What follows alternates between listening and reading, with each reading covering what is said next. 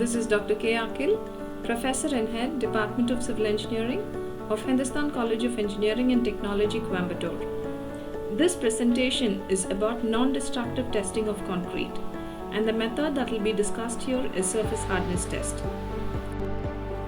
The surface hardness test of concrete is a method used to evaluate the strength and quality of concrete by measuring the hardness of its surface. It consists of impacting the concrete surface in a standard manner by activating a mass and measuring the indentation or rebound. This test is commonly performed using a device called the rebound hammer, also known as Schmidt Hammer. The viewers of this presentation will gain knowledge on the principle, working, and applications of rebound hammer. The rebound hammer is a non-destructive testing tool used to assess the hardness and estimate the compressive strength of concrete. In a rebound hammer, a mass strikes the concrete surface at a constant velocity, and the distance through which it rebounds depends upon the hardness of the concrete near the surface. Calibration curves are available that give an indication of the relationship between the rebound and compressive strength. There are several types of hammers having impact energy ranging from 0.07 kg-meter to 3 kg-meter. This image shows the parts of the rebound hammer. The rebound hammer consists of an outer casing or a housing, plunger, hammer mass, spring, scale with an indicator or rider, and a locking mechanism. The main body or the outer casing houses all other components and is typically made of durable material to withstand impact. The plunger is a part that comes in direct contact with the concrete surface and pushed against it. The spring-loaded hammer mass inside the casing strikes against the plunger. The spring provides the necessary force to the hammer mass. A graduated scale, usually on the side of the hammer, is used to measure the rebound distance. The indicator or the rider shows the rebound value which corresponds to the hardness of the concrete. The locking mechanism ensures that the plunger is locked in place before impact and releases it for measurement.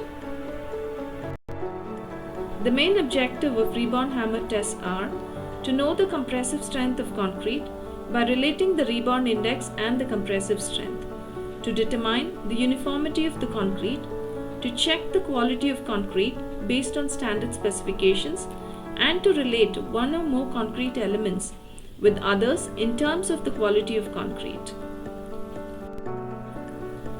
The test procedure consists of applying the hammer on concrete surface and observing the rebound reading indicated by a rider over a scale. The hammer is pressed against the concrete surface, and the rebound distance of the hammer mass provides an indication of the concrete's hardness. There are 6 steps involved, starting from the preparation, positioning, impact, release, rebound, and reading. Before applying the hammer, the surface of the concrete is cleaned and smoothened to ensure accurate measurement. The rebound hammer is held perpendicular to the surface of the concrete. The plunger is pressed against the concrete surface, causing the internal spring to compress. The spring is released, propelling the hammer mass against the plunger.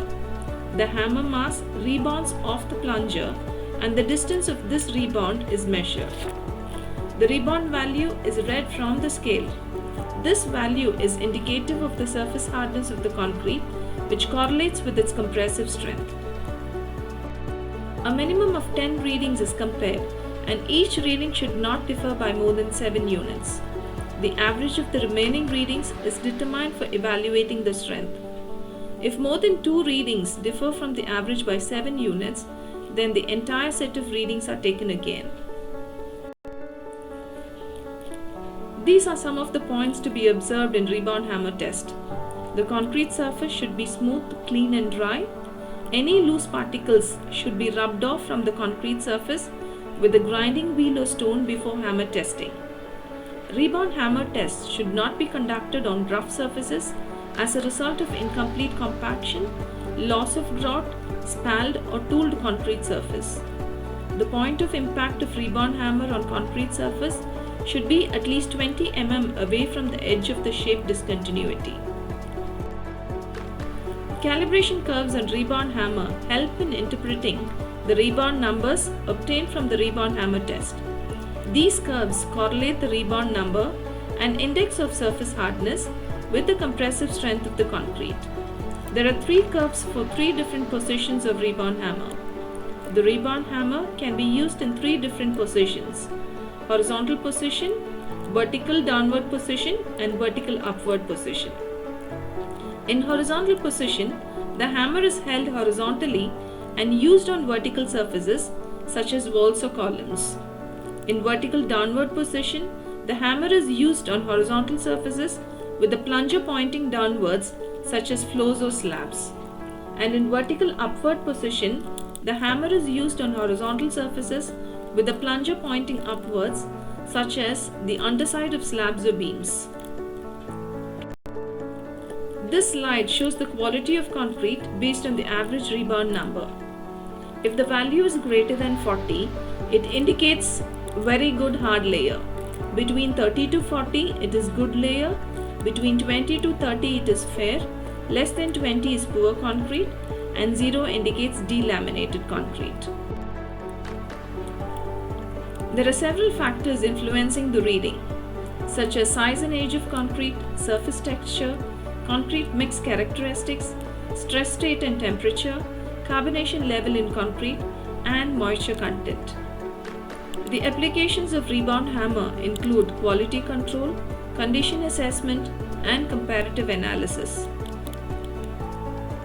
The rebound hammer is widely used during construction to check the quality of concrete work. It helps in assessing the condition of existing concrete structures for maintaining and repair planning. It is useful in comparing the hardness of different concrete sections within a structure. The rebound hammer has several advantages and a few limitations. The advantages are: it does not cause any damage to the concrete structure, making it ideal for in situ testing. The device is lightweight and easy to carry, allowing for testing in its various locations. Hence, it is portable.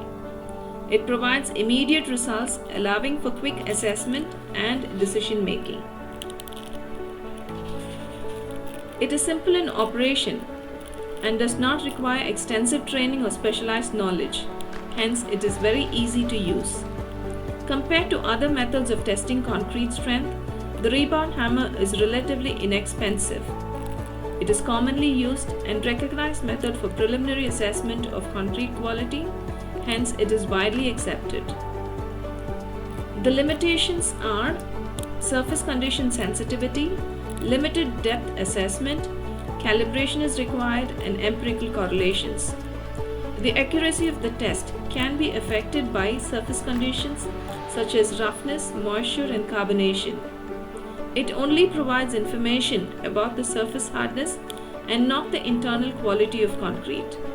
The device needs to be regularly calibrated against standard specimens to ensure accuracy. The rebound hammer number needs to be correlated with the actual compressive strength through empirical charts, which might vary for different concrete mixes and conditions. In conclusion, the surface hardness test using a rebound hammer is a widely used, quick, and non-destructive method to estimate the compressive strength and quality of concrete. It is especially useful for on-site evaluations and preliminary assessments. And I believe that the viewers of this presentation will be able to interpret the principle working of rebound hammer and apply the rebound hammer test for non-destructive testing of concrete. Thank you.